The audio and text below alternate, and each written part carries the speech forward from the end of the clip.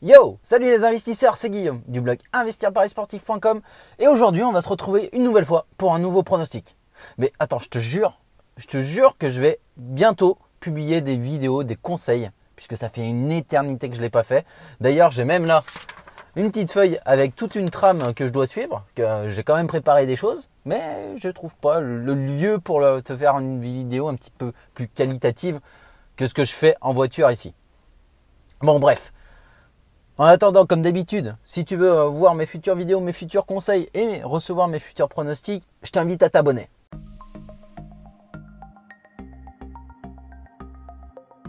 Donc aujourd'hui, on va s'intéresser au match qui va opposer Lille à Metz.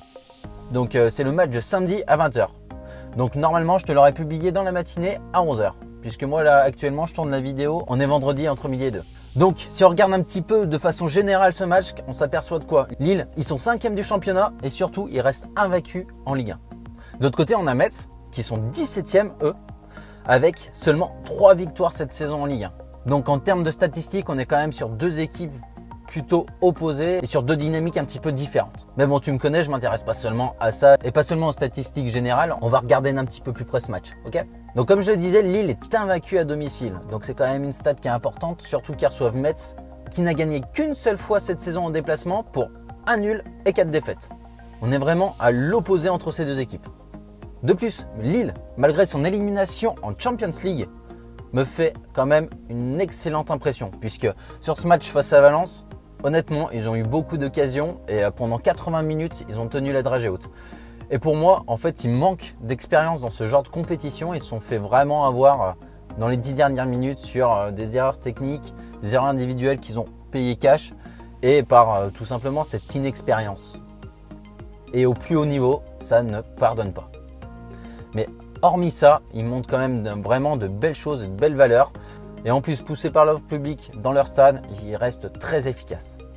De l'autre côté, on a Metz qui manque cruellement d'armes offensives. Ils ont inscrit seulement cette saison en Ligue 1 11 buts. C'est vraiment minime. Donc face à une bonne équipe lilloise avec un grand gardien et une bonne défense à domicile, je dis bien à domicile, ça va être compliqué pour eux d'aller marquer ce petit but qui ferait basculer la rencontre de leur côté. Et sans parler de cette inefficacité devant le but, pour moi, cette équipe ne propose rien de bien intéressant. On voit que techniquement, c'est pas ça. Et on voit réellement qu'il y a quand même, entre la Ligue 2 et la Ligue 1, qu'il y a une certaine différence de niveau. Avec ce que j'ai vu jusqu'à aujourd'hui, je pense que Metz va se battre jusqu'à la fin pour ne pas redescendre en Ligue 2. Et après, ce que j'aime bien regarder quand même dans une analyse, c'est les confrontations entre les deux équipes.